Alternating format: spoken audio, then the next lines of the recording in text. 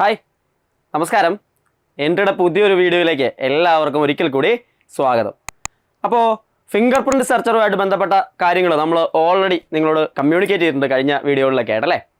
അതിൽ നമ്മൾ ഡീറ്റെയിൽ ആയിട്ട് അതിൻ്റെ സിലബസിനെ കുറിച്ചും അതിനകത്ത് മാർക്ക് ഡിസ്ട്രിബ്യൂഷനെ കുറിച്ചും ഒക്കെ പറഞ്ഞിട്ടുണ്ടായിരുന്നു. നിങ്ങൾക്കറിയാം 40 മാർക്ക് ഫിസിക്സിൽ നിന്നും 40 മാർക്ക് കെമിസ്ട്രിയിൽ നിന്നും പിന്നെ 20 മാർക്ക് ജനറൽ ആയിട്ടുള്ള ടോപ്പിക്കിൽ നിന്നുമാണ് ചോദിക്കുന്നത്. അവിടെ തന്നെ ആ സിലബസിനെ അനുസരിച്ചുകൊണ്ട് ലാസ്റ്റ് നടന്നിട്ടുള്ള ഏറ്റവും ഒടുവിൽ നടന്നിട്ടുള്ള ഫിംഗർ പ്രിൻറ്റ് സെർച്ചറിൻ്റെ ക്വസ്റ്റ്യൻ പേപ്പർ നമുക്കൊന്ന് പരിശോധിച്ചാൽ അവിടുത്തെ ഫിസിക്സിലെ ചില പ്രധാനപ്പെട്ട ഹോട്ട് ടോപ്പിക്സിനെ കാണാനായിട്ട് സാധിക്കും. അതായത് ഡീറ്റെയിൽ ആയിട്ടുള്ളൊരു സിലബസ് നമുക്കിവിടെ അവൈലബിൾ അല്ല, മാർക്ക് ഡിസ്ട്രിബ്യൂഷൻ മാത്രമേ പറഞ്ഞിട്ടുള്ളൂ എന്നുള്ളതിനെക്കുറിച്ച് ഞാൻ കഴിഞ്ഞ ക്ലാസ്സിൽ പറഞ്ഞിട്ടുണ്ടായിരുന്നു. അപ്പോൾ നമുക്ക് HSA ഫിസിക്കൽ സയൻസ് പോലുള്ള സബ്ജക്റ്റുകളുടെയൊക്കെ അല്ലെങ്കിൽ ആ ക്വസ്റ്റ്യൻ പേപ്പറുകളുടെയൊക്കെ സിലബസിനെ ഒന്ന് പരിശോധിച്ചാൽ അല്ലെങ്കിൽ അതിൻ്റെ ഡീറ്റെയിൽ ആയിട്ട് ലഭിച്ചിട്ടുള്ള സിലബസിനെ ഒന്ന് കമ്പയർ ചെയ്ത് കഴിഞ്ഞാൽ ഇതിൻ്റെ സിലബസുമായിട്ട് ഒരുപാട് സാമ്യതയുണ്ട് എന്നും കഴിഞ്ഞൊരു വീഡിയോയിൽ നമ്മൾ ഡീറ്റെയിൽ ആയിട്ട് അത് പറഞ്ഞാണ്. ഇനി ഈ ഒരു മേഖലയിൽ ഈ ഫിസിക്സ് എന്ന് പറയുന്ന ഭാഗത്ത് നിന്ന് 40 മാർക്കിൻ്റെ ചോദ്യങ്ങൾ ഏതെല്ലാം ടോപ്പിക്കിൽ നിന്നാണ് അല്ലെങ്കിൽ എവിടെ നിന്നൊക്കെയാണ് ചോദിച്ചിട്ടുള്ളത് എന്നുള്ളതിനെക്കുറിച്ച് നമുക്കൊന്ന് നോക്കാം.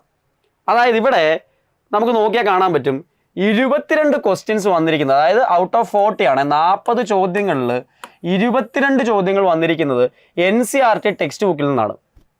ക്വസ്റ്റ്യൻ പേപ്പർ ഡിസ്കഷൻ നമ്മൾ കൊണ്ടുപോകുന്നുണ്ട്. ഫിസിക്സിൻ്റെ ഒക്കെ ക്വസ്റ്റ്യൻസ് അങ്ങനെ തന്നെ ഡിസ്കസ് ചെയ്യുന്നുണ്ട് നമ്മൾ മുഴുവനായിട്ടും. അത് നോക്കുമ്പോൾ നിങ്ങൾക്ക് വീണ്ടും കാണാനായിട്ട് സാധിക്കും. അതിൽ 22 ചോദ്യങ്ങൾ ലാസ്റ്റ് നടന്ന എക്സാമിൽ NCERT ടെക്സ്റ്റിനെ ബേസ് ചെയ്തിട്ടുള്ള ടോപ്പിക്കുകളിൽ നിന്നാണ് വന്നിരിക്കുന്നത്. +1ൻ്റെയും +2ൻ്റെയും NCERT ഫിസിക്സ് കെമിസ്ട്രി ടെക്സ്റ്റ് ബുക്കുകളാണ് നമ്മൾ പഠിക്കേണ്ടതെന്ന് ഓൾറെഡി നിങ്ങളോട് പറഞ്ഞിട്ടുണ്ട്.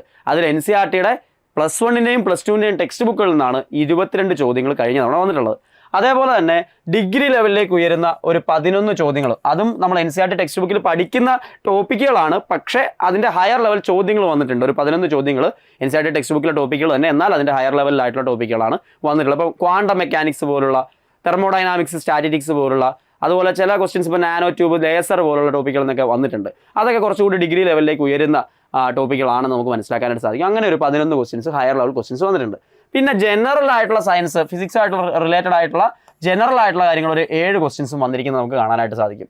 ജനറലായിട്ട് പുറത്തുനിന്ന് ഉള്ള കുറച്ച് സ്പേസ് റിലേറ്റഡ് ആയിട്ടുള്ള അല്ലെങ്കിൽ ഹിഗ് ബോസോൺ പോലുള്ള കാര്യങ്ങളെക്കുറിച്ചിട്ടൊക്കെയുള്ള അത്തരത്തിലുള്ള ജനറൽ ആയിട്ടുള്ള ക്വസ്റ്റ്യൻസ് കുറച്ച് വന്നിട്ടുണ്ടെന്ന് കാണാനായിട്ട് സാധിക്കും. നാനോ ട്യൂബിനെ കുറിച്ചിട്ടുള്ള ക്വസ്റ്റ്യൻസ് ഉണ്ടായിരുന്നു. അതൊക്കെ ഏതൊക്കെ ടൈപ്പ് ക്വസ്റ്റ്യൻസ് ആണെന്നുള്ളതിനെക്കുറിച്ച് ഞാൻ വിശദമായിട്ട് അടുത്തൊരു വീഡിയോയിൽ ഡീറ്റെയിൽ ആയിട്ട് അത് ചെയ്യുന്നുണ്ട്. അപ്പോൾ ഇവിടെ നിങ്ങളോട് പറയാൻ കാരണം NCERT ടെക്സ്റ്റ് ബുക്കിന് അത്രയേറെ ഇമ്പോർട്ടൻസ് ഈ ഒരു പഠനത്തിൽ നമുക്ക് കൊണ്ടുവരേണ്ടതായിട്ടുണ്ട്. അതുപോലെ ഡിഗ്രി ലെവലിലേക്ക് ഉയരുന്ന തലത്തിൽ വേണം നമ്മളത് പ്രിപ്പയർ ചെയ്യാനായിട്ട്. ഇത്രയൊക്കെ ചെയ്താലും ഒരു 7 ക്വസ്റ്റ്യൻസ് ജനറൽ ആയിട്ടുള്ള ഏരിയയിൽ നിന്ന് വന്നിട്ടുണ്ട്. അപ്പോൾ അത്തരത്തിലുള്ള നോളജ് കൂടി നമുക്ക് ഉണ്ടായിരിക്കണം എന്നുള്ളതാണ്. ഒരു 35 ക്വസ്റ്റ്യൻസ് റേഞ്ചിൽ നമുക്ക് ഫിസിക്സിൻ്റെ ഒക്കെ ആൻസർ ചെയ്യാനായിട്ട് എന്തായാലും സാധിക്കും എന്നുള്ളതാണ്.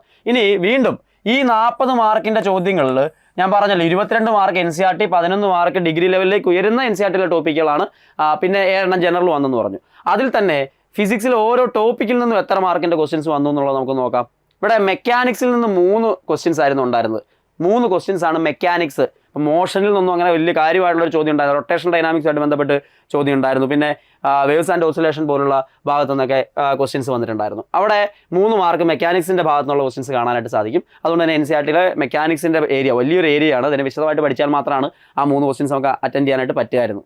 ഇനി ലൈറ്റ്, അതേപോലെ തന്നെ electro magnetic waves, photo electric effect, ഈ ഏരിയയിൽ നിന്ന് 7 മാർക്കിൻ്റെ ചോദ്യങ്ങൾ വന്നിട്ടുണ്ട്.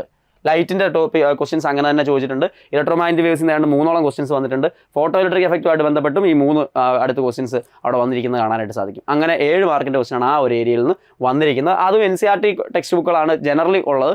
ചില ക്വസ്റ്റ്യൻസൊക്കെ കുറച്ച് ഹയർ ലെവലുള്ള കാര്യങ്ങൾ വന്നിട്ടുണ്ട്, ഞാൻ ക്വസ്റ്റ്യൻ ഡിസ്കസ് ചെയ്യുന്ന സമയത്ത് പറഞ്ഞു. അതുപോലെ തന്നെ ന്യൂക്ലിയർ ഫിസിക്സിൽ നിന്ന് 4 ക്വസ്റ്റ്യൻസ്, അതിൽ കുറച്ച് കാര്യങ്ങളൊക്കെ നമ്മൾ എലമെൻ്ററി പാർട്ടിക്കിൾസ് പോലുള്ള ഡിഗ്രി ലെവലിലേക്ക് ഉയരുന്ന ടോപ്പിക്കുകളും വന്നിട്ടുണ്ട്. വളരെ ബേസിക് ആയിട്ടുള്ള കുറച്ച് കാര്യങ്ങൾ വന്നിട്ടുണ്ട്. 4 മാർക്കിൻ്റെ ക്വസ്റ്റ്യൻസ് ആണ് ന്യൂക്ലിയർ ഫിസിക്സ് റിലേറ്റഡ് ആയിട്ട് നമുക്ക് കാണാനായിട്ട് സാധിക്കുന്നത്.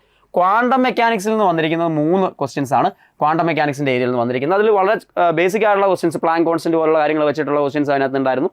അതേപോലെ തന്നെ ഡിഗ്രിയിലേക്ക് വരുന്ന കുറച്ച് ക്വസ്റ്റ്യൻസും വരുന്ന കാണാനായിട്ട് സാധിക്കും. ഇനി physical world units and measurement എന്ന് പറയുന്ന ആ ഒരു ഏരിയ ഉണ്ടല്ലോ, അതായത് +1ൻ്റെ ടെക്സ്റ്റ് ബുക്കിലെ ആദ്യത്തെ 2 ചാപ്റ്ററുകൾ, ലേറ്റസ്റ്റ് ടെസ്റ്റിൽ നോക്കിക്കഴിഞ്ഞാൽ ആദ്യത്തെ ചാപ്റ്റർ കാണാനും പറ്റില്ല. ഫണ്ടമെൻ്റൽ ഫോഴ്സ് റിലേറ്റഡ് ആയിട്ടുള്ള ഒരു ക്വസ്റ്റ്യൻ, അത് NCERT ടെക്സ്റ്റിൽ നിന്ന് അതേപടി ചോദിച്ചിരിക്കുന്നതാണ്. അതേപോലെ യൂണിറ്റ്സ് ആൻഡ് മെഷർമെൻറ്റ് എന്ന് പറയുന്നതിനകത്തുള്ളൊരു ക്വസ്റ്റ്യനും അവിടെ ഉണ്ടായിരുന്നു. അപ്പോൾ ടെക്സ്റ്റ് ബുക്ക് ബേസ്ഡ് ആയിട്ട് ആദ്യത്തെ 2 ചാപ്റ്ററിൽ നിന്ന് തന്നെ 2 ക്വസ്റ്റ്യൻസ് വന്നിരിക്കുന്നത് നമുക്ക് കാണാനായിട്ട് സാധിക്കും. ഇനി തെർമോഡൈനാമിക്സും സ്റ്റാറ്റിറ്റിക്സും വളരെ ഇമ്പോർട്ടൻ്റ് ആണ്. 6 മാർക്കിൻ്റെ ക്വസ്റ്റ്യൻസ് അവിടെ വന്നിട്ടുള്ളത് കാണാൻ പറ്റും.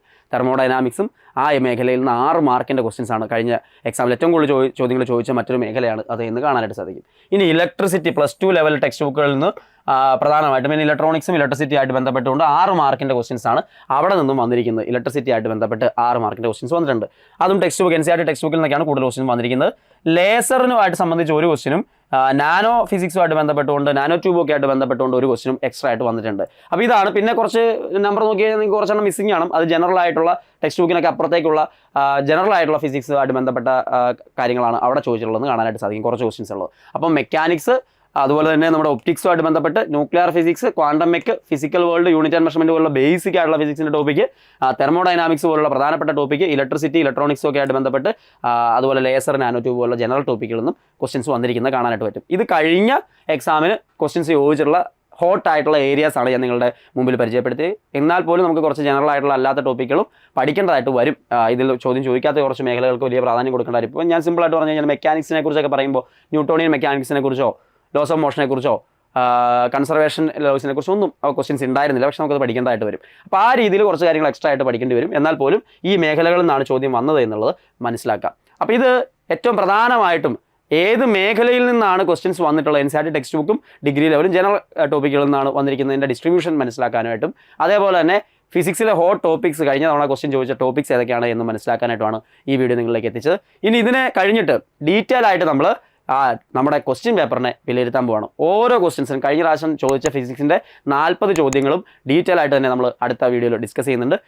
സോ യൂസ്ഫുൾ ആയി എന്ന് പ്രതീക്ഷിക്കുകയാണ്. വീണ്ടും കാണാം. എല്ലാവർക്കും നന്ദി.